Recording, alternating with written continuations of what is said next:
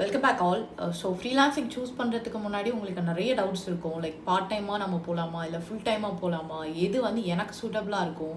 And also freelancing மேலே நீங்கள் வந்து ஒரு பெர்ஸ்பெக்டிவ் இருக்கும் இல்லையா, இதனால தான் நான் ஃப்ரீலான்சிங் சூஸ் பண்ணுறேன் அப்படின்னு சொல்லிட்டு அதில் எந்த மாதிரியான திங்ஸ் எல்லாம் which is actually working and எதெல்லாம் வந்து ஒர்க் ஆகாது அண்ட் நீங்கள் வந்து எப்படி வந்து உங்களோட செல்ஃப்க்கு வந்து இது சூட்டபிள் ஆகுமா ஆகாதா அப்படிங்கிறத நீங்கள் டிசைட் பண்ணிக்கலாம் அப்படிங்கிற மாதிரி வீடியோஸ்லாம் நான் இதில் கவர் பண்ண ட்ரை பண்ணுறேன். So before starting your freelancing in this 2026 or in future, just make sure that you watch this video carefully so you can't make this mistake that I mentioned in this video. So aware of it, let's get in.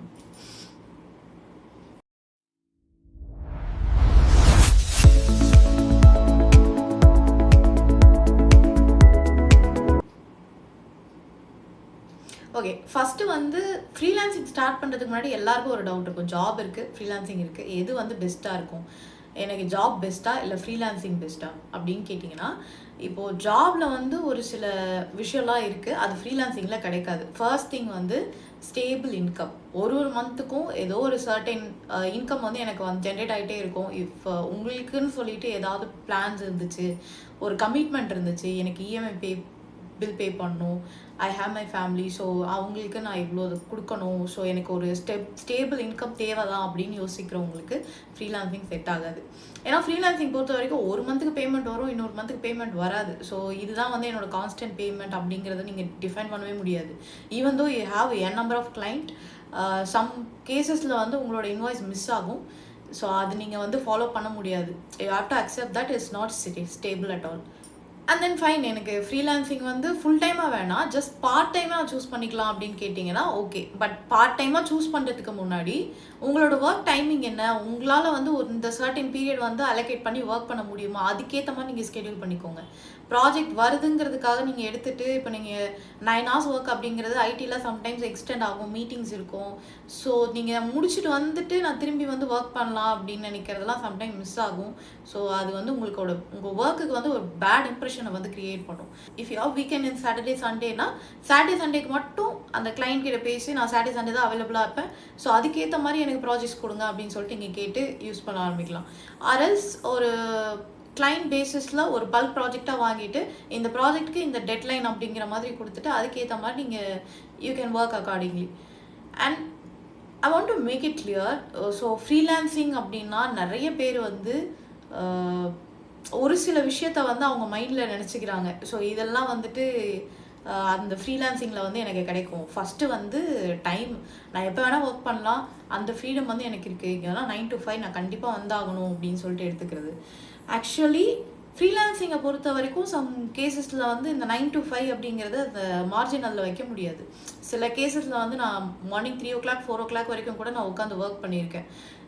9 to 5 தான், 8 hours தான் என்னோடய shift, எனக்கு முடிஞ்சு போச்சு, நான் கிளம்புறேன், நாளைக்கு வந்து பார்த்துக்கிறேன் அப்படின்ற மாதிரி நீங்கள் சொல்ல முடியாது. ஒன்ஸ் உங்கள் டெட்லைன் இருக்குது அப்படின்னா நீங்கள் ஃபிக்ஸ் பண்ணி கொடுத்து தான் ஆகணும். ஒன்ஸ் ப்ராடக்ட் வந்து லைவுக்கு மூவ் ஆகிடுச்சு அப்படின்னு சொன்னால் 1 week or 10 week உங்களுக்கு ஒர்க் வந்து இருந்துகிட்டே தான் இருக்கும். அண்ட் ஆல்சோ அந்த லைவ் அப்படிங்கிறது நீங்கள் கம்பெனி மாதிரி ஒரே ஒரு ப்ராஜெக்ட்டுக்கு நீங்கள் ஒர்க் பண்ண மாட்டீங்க. மல்டிபிள் ப்ராஜெக்ட்ஸில் வந்து நீங்கள் ஸ்விட்ச் ஆன் பண்ணி ஒர்க் பண்ணிட்டு இருப்பீங்க. சம் கேசஸில் வந்து ஒரு ப்ராஜெக்ட் லைவ் போய் முடிக்கும், திரும்பி இன்னொரு ப்ராஜெக்ட் வந்து நீங்கள் லைவுக்கு அனுப்புவீங்க. ஸோ அப்போ கண்டினியூஸ் ஒர்க் இருந்துகிட்டே இருக்க மாதிரி இருக்கும். ஒரு மந்த் வந்து சும்மா ஒர்க்கே இல்லாத மாதிரி இருக்கும். ஸோ அதுக்கேற்ற மாதிரி நீங்கள் பழகிக்கணும். இதுலேயும் வந்து டைம் கான்ஸ்டன்ட் இருக்குது, நீங்கள் எப்படி ஸ்கெடியூல் பண்ணிக்கிறீங்களோ அதை பொறுத்து. அண்ட் இன்னொரு விஷயம் வந்து எனக்கு பாஸ் கிடையாது, நான் எப்போ வேணால் லீவ் எடுத்துக்கலாம் அண்ட் எனக்கு அந்த ப்ரெஷர் இருக்காது அப்படின்னு நினச்சிங்கன்னா ஃப்ரீலான்சிங்கை பொறுத்த வரைக்கும் நிறைய ப்ரெஷர் இருக்குது. ஏன்னா நீங்கள் தான் வந்து உங்களோட ஹெச்ஆர், டெஸ்டர் அண்ட் டெவலப்பர் எல்லாமே நீங்கள் தான். ஸோ அப்போ அதை நீங்கள் ஹேண்டில் பண்ணும்போது you should know that how much pressure that you can handle in your mind. அதை நீங்கள் வந்து கால்குலேட் பண்ணிக்கோங்க. அண்ட் எனக்கு பாஸ் கிடையாது, நான் எப்போ வேணால் லீவ் எடுத்துக்கலாம் அப்படின்னு சொல்லி நீங்கள் நினச்சிங்கன்னா, இப்போ நான் வந்து லீவ் எடுக்கிறேன், ஃபஸ்ட்டு நான் வந்து கம்பெனியில் இருக்கும்போது நான் லீவ் எடுக்கிறேன் அப்படின்னு சொன்னால் என்னோடய மேனேஜருக்கோ என்னோட பாஸ்க்கு மட்டும் நான் இன்ஃபார்ம் பண்ணால் போதும். பட் இப்போ நான் லீவ் எடுக்கிறேன் அப்படின்னு சொன்னால் நான் ஒரு 10 to 5 கிளைண்ட்ஸ்க்கு நான் ஒர்க் பண்ணுறேன் அப்படின்னு சொன்னால் அந்த 5 கிளைண்ட்ஸ்க்கு நான் இன்ஃபார்ம் பண்ணணும், நான் இன்றைக்கி வந்து அவைலபிளாக இருக்க மாட்டேன் அப்படின்னு சொல்லிட்டு. இஃப் அவங்களுக்குன்னு சொல்லிட்டு ஏதாவது ப்ரையாரிட்டிஸான ஒர்க் இருந்துச்சு அப்படின்னு சொன்னால் நான் அதை இன்னொரு பர்சனுக்கு வந்து நான் அலோகேட் பண்ணிட்டு போவேன். இன்றைக்கி நான் அவைலபிளாக இருக்க மாட்டேன், எதாக இருந்தாலும் இந்த பர்சனுக்கு அலோகேட் பண்ணுங்கள், அட் த சேம் டைம் அதையும் மீறி ஏதாவது ப்ராப்ளம் வந்துச்சுன்னா எனக்கு பிங்க் பண்ணுங்கள், நான் என்னோட அவைலபிள் டைமில் நான் உங்களுக்கு ரிப்ளை பண்ணுறேன் அப்படிங்கிற மாதிரி சொல்லி தான் நான் அதை என்டப் பண்ண முடியும். அண்ட் மோர் ரெக்வயர்ட் பீரியடில் எனக்கு எவ்வளோ தான் வந்து இம்பார்ட்டன்ட் ஒர்க் இருந்தாலும் நான் இதை அலோகேட் பண்ணுற இதை ப்ரையாரிட்டைஸாக எடுத்துக்கிட்டு நான் ஒர்க் பண்ண டைமும் இருக்குது. ஸோ இதுலேயுமே வந்து ப்ரெஷர் கிடையாது, நான் எப்போ வேணால் லீவ் எடுத்துக்கலாம் அப்படிங்கிற மாதிரிலாம் கிடையாது. You have to B organised. And skills, இப்போ கம்பெனியை பொறுத்த வரைக்கும் நான் ஒரு ஸ்கில் படிக்கிறேன், இப்போ ஏஐ வந்துருச்சு, அது அவுடேட் ஆகிடுச்சு, so I to learn other things, அந்த ஸ்விட்ச் ஆகிட்டே இருக்கேன். ஸோ நான் ஒரு ஸ்கில் வச்சுட்டு நான் அதில் வந்து நான் ஏர்ன் பண்ணிக்கலாம்ல அப்படின்னு நீங்கள் நினைக்க முடியாது. ஏன்னா ஃப்ரீலான்சிங்கை பொறுத்த வரைக்கும் கிளைண்ட்டோட ரெக்குவயர்மெண்ட் வந்து டே பை டே வந்து சேஞ்ச் ஆகிட்டே இருக்கும். You have to be stray relevant to it. ஒரு விஷயம் வந்து அவங்க கேட்டுட்ருப்பாங்க, சடனாக பார்த்தீங்கன்னா இல்லை இதில் வந்துட்டு எனக்கு இது இம்ப்ளிமெண்ட் பண்ணால் நல்லாயிருக்கும் அப்படின்னு நினைப்பாங்க. ஸோ நீங்கள் அதுக்கு இன்னொரு புது ஸ்டாக் வந்து நீங்கள் அண்டர்ஸ்டாண்ட் பண்ணிக்க வேண்டியதாக இருக்கும். அப்படி இல்லைன்னா அவங்க ஏதாவது தேர்ட் பார்ட்டி ஏபிஐஸ் அதெல்லாம் வந்து கொண்டு வருவாங்க. ஸோ அதை நீங்கள் வந்து லேர்ன் பண்ணிக்கிட்டு அதை வந்து அடாப்ட் பண்ண வேண்டியது இருக்கும். பட் இந்த அடாப்ட் பண்ணுற டைமும் ரொம்ப ஷார்ட்டாக தான் இருக்கும். உங்களுக்கு அவங்க ரொம்ப லாங் பீரியட்லாம் கொடுக்க மாட்டாங்க. உங்களுக்கு எப்போல்லாம் ஃப்ரீ டைம்ஸ் இருக்கோ அப்போல்லாம் வந்து you have to be stay relevant to your field. நீங்கள் ஒர்க் பண்ணிகிட்டே இருக்கணும், கான்ஸ்டண்ட்டாக வந்து ஸ்டடி பண்ணிக்கிட்டே இருக்கணும். You have to be mentally prepare that you have to be prepared at each and every time to stay relevant to your client. அப்படிங்கிறத நீங்கள் mentally நீங்கள் ப்ரிப்பேர் ஆகிக்கணும். நான் ஃப்ரீலான்சராக இருந்தால் நான் படிச்சுட்டே தான் இருக்கணும் அப்படின்னு சொல்லிட்டு. அண்ட் இன்னொன்று என்னென்னா, ஒரு ஃபஸ்ட்டு ஒரு 2-3 ப்ராஜெக்ட்ஸ் கிடைச்ச உடனே எல்லாரும் நினைக்கிறது என்னென்னா, ஓகே ஃப்ரீலான்சிங் ஈஸியாக இருக்கே அப்படின்னு சொல்லிட்டு ஃப்ரீலான்சிங்க்கு ஃபுல் டைமும் அப்படியே ஸ்விட்ச் பண்ணிடுறது. அதுக்கப்புறமேட்டு ப்ராஜெக்ட்ஸே கிடைக்கல அப்படின்னும் போது நான் நினச்ச மாதிரி இந்த கிரவுண்ட் இல்லை அப்படின்னு சொல்லிட்டு மறுபடியும் ஜாப்கே போகிறது. ஆக்சுவலி வந்து ஃபஸ்ட்டு நீங்கள் ஒரு 10 to 20 கிளைண்ட்ஸ் பிடிக்கிற வரைக்கும் ரொம்பவே ஹார்டாக தான் இருக்கும். அந்த 20 கிளைண்ட்ஸ்லேயுமே யாராவது ஒருத்தவங்க வந்து உங்களுக்கு ரீடைனராக இல்லை ஒரு பெரிய ப்ராஜெக்டாக கிடச்சிட்டா வெல் அண்ட் குட். அப்படி இல்லை சின்ன சின்ன ப்ராஜெக்ட்ஸ் தான் அப்படின்னா நீங்கள் ஒர்க் பண்ணிகிட்டே இருக்கணும். ஏன்னா ஒரு சில பேர் வருவாங்க, ஒரு சின்ன வெப்சைட்காக வருவாங்க, அது முடிஞ்சிருச்சுன்னா அவ்வளோதான், அவங்க ஒர்க் முடிஞ்சிருச்சு. திரும்பி வந்து உங்களுக்கு ஒரு ரெஃபரன்ஸோ இல்லை ஒரு டெஸ்டிமோனியலோ கூட கிடைக்காது. அந்த மாதிரி கிளைண்ட்ஸ் தான் உங்களுக்கு நிறைய மாட்டுவாங்க இனிஷியல் ஸ்டேஜில். ஸோ உங்களுக்கான நேமை அண்ட் ட்ரேட்மார்க்கை நீங்கள் ப்ரொவைட் பண்ணுற வரைக்கும் you have to B stay patient and accept that okay projects வரும், வராமையும் இருக்கும் அப்படிங்கிற மென்டாலிட்டி வந்து நீங்கள் எடுத்துக்கணும். மந்த் அண்ட் மந்த் எனக்கு இவ்வளோ ப்ராஜெக்ட்ஸ் இருக்கணும், இவ்வளோ ஒர்க்ஸ் இருக்கணும், என்னால் ஒர்க் பண்ணாமல் இருக்க முடியாது, இல்லை என்னால் இன்கம் ஜென்ரேட் பண்ணாமல் ஒரு மந்த்துக்கு வந்து அப்படியே ஃப்ரீயாக இருக்க முடியாது அப்படிலாம் நினச்சிங்கன்னா this not be a good ground for you. So you have to choose job instead of freelancing. And what are the other things that I need to maintain in this freelancing அப்படின்னா 3 விஷயம் நீங்கள் maintain பண்ணணும். ஒன்று வந்து self scheduling.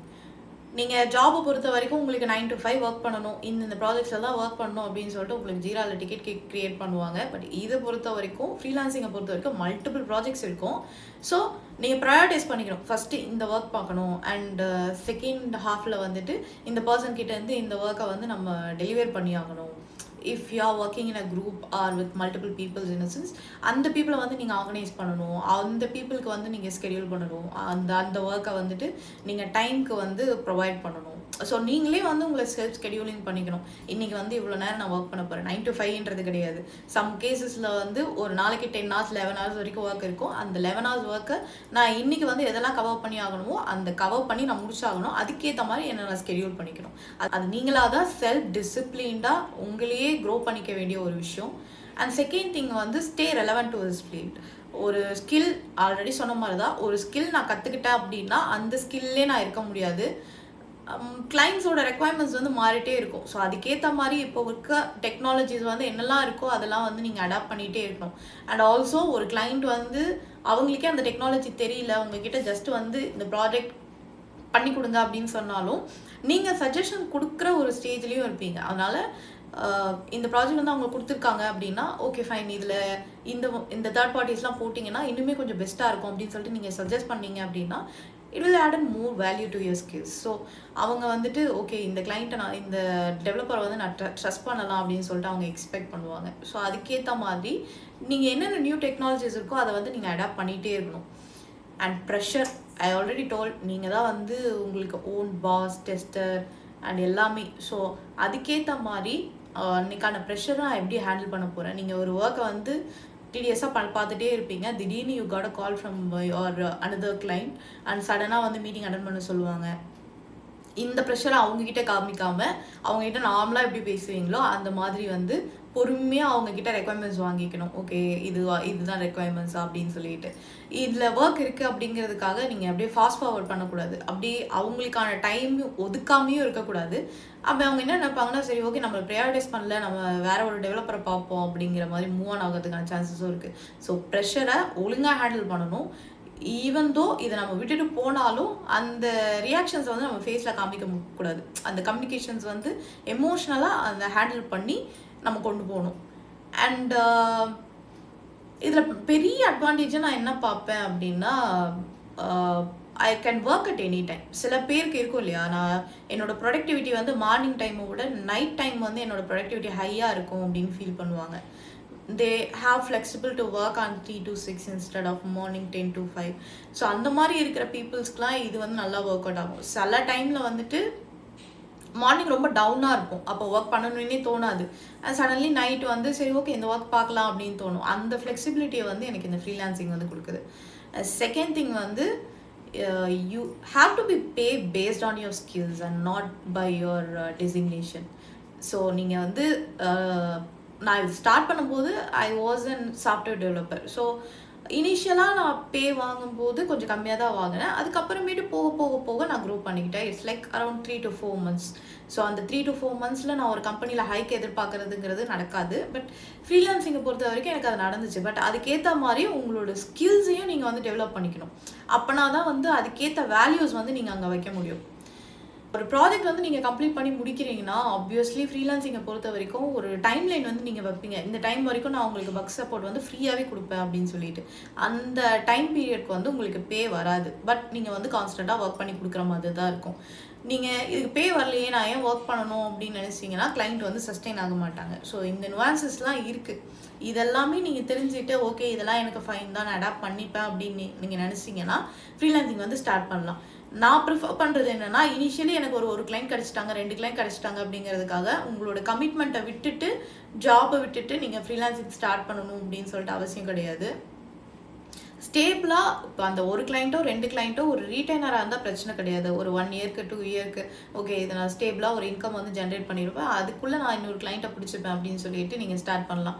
அப்படி இல்லைன்னா கொஞ்சம் wait பண்ணுறது நல்லது. ஏன்னா ஒரு 10 clients 15 clients வரும்போது தான் உங்களுக்கே வந்து நீங்கள் எந்த ஸ்கில்ஸில் வந்து ஸ்ட்ராங்காக இருப்பீங்க, எதெல்லாம் உங்களால் ஹேண்டில் பண்ண முடியும், எந்தெந்த மாதிரியான ப்ராஜெக்ட்ஸ்லாம் வந்துச்சுன்னா ஆக்சுவலி நம்ம ரிஜெக்ட் பண்ணணும் அப்படிங்கிறதும் உங்களுக்கு வந்து தெரிய ஆரம்பிக்கும். And it's also important that ஏதாவது ஒரு ப்ராஜெக்ட் வந்துட்டு உங்களுக்கு ஒர்க் அவுட் ஆகலை அப்படின்னா அது வந்து ரிஜெக்ட் பண்ண தெரிஞ்சிருக்கணும் உங்களுக்கு ஆஸ் அ ஃப்ரீலான்சராக. ஏன்னா எனக்கு எல்லா ஆப்பர்ச்சுனிட்டியும் வருது, நான் எல்லாத்தையுமே எடுத்துக்கிறேன், அப்போ தான் வந்து என்னால் நிறைய மணி வந்து ஜென்ரேட் பண்ண முடியும் அப்படின்னு நீங்கள் நினச்சிங்கன்னா கஷ்டம். ஸோ இனிஷியலாக வந்து ஒரு 1 or 2 years வந்து ஒர்க் ஸ்டார்ட் பண்ணுறவங்களுக்கு மணி ஜென்ரேட் பண்ணணும் அப்படிங்கிறது தான் வந்து மோட்டிவாக இருக்கும். ஸோ எவ்வளோ ஒர்க்ஸ் வந்தாலும் சரி நான் முடிச்சு கொடுத்துட்டு நான் மணி ஜென்ரேட் பண்ணணும் அப்படிங்கிற மைண்ட் செட்டில் இருப்பாங்க. அந்த மாதிரி பீப்புள்ஸ்க்கு சொல்லிக்கிறேன், ஒரு 1 or 2 years பொறுத்த வரைக்கும் தான் நம்ம மைண்ட் வந்து மணி ஜென்ரேட் பண்ணணும் அப்படிங்கிற மாதிரி இருக்கும். அதுக்கப்புறமேட்டு ஒர்க் சாட்டிஸ்ஃபேக்ஷன் சொல்லிட்டு இன்னொரு விஷயமும் வரும். நான் நிறைய கிளைண்ட்ஸை வந்துட்டு எனக்கு இந்த ப்ராஜெக்ட் வேண்டாம் அப்படின்னு சொல்லிட்டு நான் ட்ராப் பண்ணியிருக்கேன். ஜஸ்ட் பிகாஸ் ஆஃப் அவங்க நம்மளோட ஒர்க்கை வந்து வேல்யூ பண்ண மாட்டாங்க. தான் ஒரு ஒர்க் கொடுக்குறேன் கடகடன்னு அதை என்ன முடிச்சு கொடுக்கணும், ஒரு நாளைக்கு வந்துட்டு நம்ம எவ்வளோ மணியை அவங்க சைட்லேருந்து சேவ் பண்ண முடியும் அப்படின்னு சொல்லி பார்ப்பாங்க. எனக்கு ஒரு மந்த்துக்குள்ளே வந்து 4 modules 5 modules வந்து முடிக்கணும் அப்படின்னு சொல்லிட்டு ட்ரை பண்ணுவாங்க. அந்த மாடியூல்ஸ் எல்லாமே நம்மளுக்கு வந்து முடிச்சு கொடுத்தாலுமே இன்னுமே நம்மளுக்கு ப்ரெஷர் போட்டுகிட்டே இருப்பாங்க. இவங்க சீக்கிரமாக முடிச்சு கொடுக்குறாங்களா, அப்போ இன்னும் ப்ரெஷர் போட்டு இன்னும் அதிகமாக ஒர்க் வாங்கிக்கலாம் அப்படிங்கிற மாதிரி திங்க் பண்ணுவாங்க. ஸோ அந்த மாதிரி கிளைண்ட்ஸ் எல்லாம் அவாய்ட் பண்ணுறது நல்லது. ஒரு சில பேர் வந்து அவங்களுக்கான பேவும் இருக்கணும், நமக்கான பேவும் இருக்கணும் அப்படின்னு சொல்லிட்டு எக்ஸ்பெக்ட் பண்ணுவாங்க. அந்த மாதிரி கிளைண்ட்ஸ் கூட ஒரு லாங் டேர்மாக வந்து நம்மளால் அவங்க கூட க்ரோ ஆக முடியும். அவங்களோட க்ரோத்தும் இருக்கும், அட் த சேம் டைம் நம்மளோட க்ரோத்தும் இருக்கும். அண்ட் ஆல்சோ ஃப்ரீலான்சிங் பொறுத்த வரைக்கும் வந்து டைரக்ட் கிளைண்ட்ஸும் இருக்குது, B2B கிளைண்ட்ஸும் இருக்குது, இந்த கான்ட்ராக்ட் பேசிஸ் அப்படிங்கிறதும் இருக்குது. டைரக்ட் கிளைண்ட்டுன்னு எதுவும் சொல்கிறேன்னா B2C, அதாவது நீங்கள் டேரெக்டாக ஒரு கிளைண்ட்டை பிடிக்கிறீங்க, அவங்களுக்கு தான் ரெக்குவயர்மெண்ட் இருக்கும். ஸோ அவங்கக்கிட்ட டேரெக்டாக பேசி உங்களோட ரெக்குவயர்மெண்ட்ஸ் என்ன அப்படின்னு சொல்லிட்டு வாங்கிட்டு இந்த இனிஷியல்லேருந்து எண்டு வரைக்கும் நீங்களே முடிச்சு கொடுக்குறது. And second thing B2B. அதாவது நீங்கள் ஏதோ ஒரு கம்பெனி அப்ரோச் பண்ணுவீங்க, அவங்க கிட்டேருந்து வர ப்ராஜெக்ட்டை இந்த மாதிரியான ப்ராஜெக்ட்ஸ்லாம் இந்த மாதிரியான ஸ்டாக்லாம் இருந்துச்சு அப்படின்னா நீங்கள் எனக்கு கொடுங்க, நான் உங்களுக்கு பண்ணித்தரேன் அப்படிங்கிற மாதிரி சொன்னீங்கன்னா அவங்க கிளைண்ட்டுக்கிட்டேருந்து ஒரு வேல்யூ கொட்டேஷன் கொடுத்து வாங்குவாங்க. அந்த கொட்டேஷன்லேருந்து உங்களுக்கு ஒரு சர்டன் கொட்டேஷன் கம்மி பண்ணி உங்களோட பேயாக அவங்க ப்ரொவைட் பண்ணுவாங்க. இந்த மாதிரி B2B ப்ராஜெக்ட்ஸ் வந்து நிறைய கிடைக்கும் அண்ட் கொஞ்சம் சஸ்டெயினபிளாக இருக்கும். ஒரு ரீட்டைனர் ஓகே இவங்ககிட்டேருந்து ப்ராஜெக்ட்ஸ் வந்துகிட்டே இருக்கும் அப்படிங்கிற மாதிரி நமக்கு தெரியும். ஏன்னா ஒரு கிளைண்ட் போயிட்டாங்கன்னா அவங்களுக்கு ஒரு ப்ராஜெக்ட் இருக்கும், அந்த ஒரு ப்ராஜெக்ட் வந்து முடிச்சிட்டாங்க அப்படின்னா அதோட முடிஞ்சிடும். பட் B2B பொறுத்த வரைக்கும் கம்பெனிங்கிறதுனால அவங்களுக்கு நம்ம நிறைய ப்ராஜெக்ட்ஸ் வந்து நம்மளுக்கு வந்துகிட்டே இருக்க மாதிரி இருக்கும். And another thing is contract basis. இதுவும் வந்து மோராலஸ் ஜாப் மாதிரி தான். கான்ட்ராக்ட் பேசிஸ்ன்றது ஒரு 6 மந்த் 3 மந்த்ஸ் அப்படிங்கிற மாதிரி உங்களுக்கு ப்ரொவைட் பண்ணுவாங்க. ஸோ அந்த 3 மந்த்ஸ்க்கு ஒரு கம்பெனிக்கு வந்து நீங்கள் ஒர்க் பண்ணி கொடுக்கலாம். அது ஹைப்ரிடாக இருக்குமா, ஒர்க் ஃப்ரம் ஹோமாக இருக்குமா, இல்லை ஆன்சைட்டில் வந்து ஒர்க் பண்ணுற மாதிரி இருக்குமா அப்படிங்கிறதெல்லாம் அவங்க தான் சொல்லுவாங்க. அண்ட் இதுலேயும் வந்து சரி ஓகே கான்ட்ராக்ட் பேசிஸ் கிடைக்கிது அப்படிங்கிறதுக்காக அக்செப்ட் பண்ணிக்காதீங்க. எனக்கு ஒரு ரெக்குவயர்மெண்ட் இருந்துச்சு. ஆக்சுவலி நான் நோய்டாவில் போயிட்டு ஒரு 7 டேஸ் ஸ்டே பண்ணி அவங்களுக்கு ஒர்க் பண்ணி கொடுக்குற மாதிரி. பட் 7 டேஸ் ப்ராஜெக்ட்காக நான் வந்து நோய்டாவில் போயிட்டு அந்த அக்கமெண்டேஷன் நான் ஸ்டே பண்ணுறதுலாம் எனக்கு பாசிபிள் கிடையாது. அதனால் நான் அதை ரிஜெக்ட் பண்ணிட்டேன். ஸோ உங்களுக்கான ஃபீஸிபிலிட்டிஸ் எப்படி இருக்குமோ அதுக்கேற்ற மாதிரி பார்த்து நீங்கள் அக்செப்ட் பண்ணிக்கோங்க. அப்புறம் இன்னும் இந்த கான்ட்ராக்ட் பேசிஸ் தவிர என்னென்னா ஹார்லி பேசிஸாகவும் ப்ரொவைட் பண்ணுவாங்க அண்ட் ப்ராஜெக்ட் பேசிஸாகவும் நீங்கள் ப்ரொவைட் பண்ணலாம். அதாவது ஹார்லி பேசிஸ்னால் என்னென்னா பர் ஹவருக்கு எனக்கு இதுதான் பேமெண்ட் அப்படிங்கிற மாதிரி சொல்லி நீங்கள் கோட் பண்ணுறது. அதுக்கு நீங்கள் மந்த் ஆன் மந்த் வந்து ஒரு எக்ஸல் ஷீட் மாதிரி ப்ரொவைட் பண்ணி இதுதான் வந்து நான் ஒர்க் பண்ணியிருக்கேன் இந்த மந்த்துக்கான பேமெண்ட் அப்படின்னு சொல்லிட்டு எண்ட் ஆஃப் த டே வந்து நீங்கள் இன்வாய்ஸ் ரைஸ் பண்ணுவீங்க. அந்த எக்ஸல் அவங்க கோ த்ரூ பண்ணிவிட்டு உங்களுக்கு மணி சென்ட் பண்ணுவாங்க. அண்ட் இன்னொரு கைண்ட் வந்து ப்ராஜெக்ட் பேசிஸ். ப்ராஜெக்ட்டுக்கு என்ன ரெக்குவயர்மெண்ட்டுன்னு பார்த்துட்டு இந்த ரெக்குவயர்மெண்ட்டுக்கு என்னோட கொட்டேஷன் இதுதான் அண்ட் பக் ஃபிக்ஸ் வந்து நான் இவ்வளோ சப்போர்ட் கொடுப்பேன் ஸோ அப்படிலாம் நீங்கள் பார்த்து கொடுத்துட்டீங்க அப்படின்னா அந்த ப்ராஜெக்ட் கிடைக்கும். ப்ராஜெக்ட் எண்ட் ஆஃப் த முடிகிற வரைக்கும் அதில் என்னெல்லாம் வந்து நீங்கள் கோ த்ரூ பண்ணாலுமே அந்த பே மாறாது. நீங்கள் இனிஷியலாக என்ன கொட்டேஷன் கொடுத்தீங்களோ அந்த கொட்டேஷனுக்கு வந்து அதை முடிச்சு கொடுக்குற மாதிரி இருக்கும்.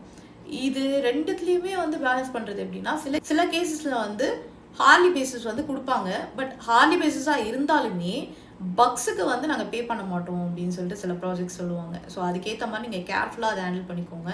ஏன்னா ஹார்லி பேசிஸ் போகும்போது பக்ஸுக்கும் சேர்த்து நீங்கள் பே வாங்கினா தான் அது வந்து உங்களுக்கு கரெக்டாக இருக்கும். ஏன்னா அவங்க ப்ரொவைட் பண்ணுறதே ஹார்லி பேசிஸில் தான் ப்ரொவைட் பண்ணுறாங்க. என்னமோ நீங்கள் அந்த ஒர்க்கை வந்து நீங்கள் பண்ணி முடிக்க போகிறீங்க. பக்ஸ் வந்தாலும் அவங்களும் அதுக்கு பே பண்ணணும். இல்லைனா நீங்கள் வந்து சும்மா உட்காந்து அதுக்கு ஒர்க் பண்ணுற மாதிரி இருக்கும்.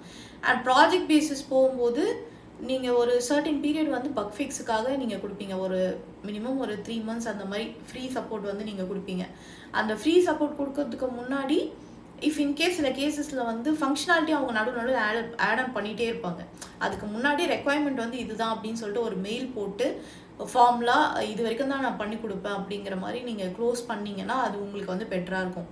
அப்படி இல்லை அவங்க ஆட் ஆன் பண்ணிகிட்டே இருக்காங்கன்னா ஒரு ரெக்குவயர்மெண்ட் நீங்கள் சென்ட் பண்ணுறீங்களா கீழே நோட் போட்டு இதில் ஏதாவது ரெக்குவயர்மெண்ட் சேஞ்ச் ஆனாலும் ஃபீச்சர் ஆட் ஆனாலும் அது என்னோடய ஒர்க் வந்து 15 ஹவர்ஸ்லேருந்து 20 ஹவர்ஸ் வரைக்கும் எனக்கு அதிகமாக போச்சு அப்படின்னா அதுக்கு நான் இவ்வளோ வேரியன்ஸ் பே வந்து நான் பே பண்ணுவேன் அப்படிங்கிற மாதிரி ஒரு நோட் போட்டுட்டு நீங்கள் ப்ராஜெக்ட் ரெக்குவயர்மெண்ட் சென்ட் பண்ணீங்க அப்படின்னா அது நல்லது. இனிஷியலாக நான் இதை பண்ணலை, அதுக்கப்புறமா லேட்டராக தான் நான் கற்றுக்கிட்டேன். ஓகே இந்த மாதிரி கஸ்டம் வேல்யூஸ் வந்து நம்ம இப்போ கொடுக்கலாம். ஸோ அதுதான் வந்து நம்மளுக்கு பெஸ்ட்டாக இருக்கும். லேட்டராக அவங்க ஏதாவது சொன்னால் கூட நம்ம இதை வந்து எடுத்து காமிக்க முடியும். உனக்கு இங்கே கஸ்டம் வேல்யூஸ் போட்டிருக்கேன், இந்த ஒர்க் வந்து எனக்கு இவ்வளோ ஒர்க் வந்து எக்ஸ்டெண்ட் ஆகிருக்கு, ஸோ நான் இதுக்கு வந்து இவ்வளோ பே வந்து எனக்கு வேணும் அப்படிங்கிற மாதிரி நம்ம கேட்டுக்கலாம். அண்ட் அவ்வளோதான். மோஸ்ட்லி நான் எல்லாமே நான் இதில் கவர் பண்ணிட்டேன்னு நினைக்கிறேன். இது தவிர்த்து ஃப்ரீலான்சிங் பற்றி நீங்கள் ஏதாவது தெரிஞ்சுக்கணும் அப்படின்னு நினைக்கிறீங்கன்னா ஜஸ்ட் கமெண்ட் பண்ணுங்கள். ஸோ அதை பார்த்துட்டு அதுக்கான வீடியோ நான் மேக் பண்ண ட்ரை பண்ணுறேன்.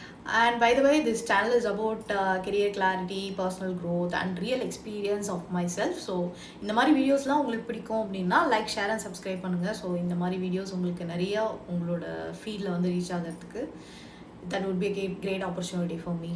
Okay, tada, bye bye.